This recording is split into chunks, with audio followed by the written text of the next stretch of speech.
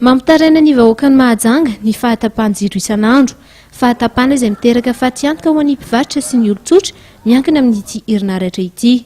60% vahoaka malagasy farankely miankina amin'ny angovo, mitavandra jiro, courant jirama zany. Ndraiky io kam ndro gaindreo liotsika. Maia vahoaka zio io boko manana nataony mpanandro ratsy am'le fahaindreo le fotoana tapahan-jiro. De zay zao tsy afaka miasa satria jiro tapaka.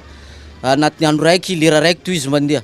De tsy hitako karaha hoe mety misy le fialany io fa aingany mba azo le olona miendrika sy le mahay marary koa zany olo mipetraka io, olo mahavita azy. Etsy ankilan'izay manakorotana ny fianaran'ny mpianatra ny tsy fisian'ny hazavana amin'ny famerinan-deso nataony. Ankizy mpianatra atsoatsy dia efa ho avy ny examen dia atao ahoana ireo ankizy ireo hianatra amin'ny labozy, tsy hainao miriske le anfo, sao dia lavo menjera variana ny ankizy, manjary miteraka famaizan-trano sy ny sisa.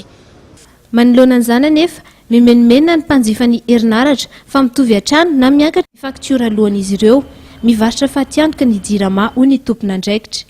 Falazaiko aminareo fa fatiantoka ho an'ny jirama raha orinasa hafa tia efa nikatona. Tsy manana vola vidianana groupe ny jirama, tsy manana vola vidianana solika ny jirama fa mila fanampiana.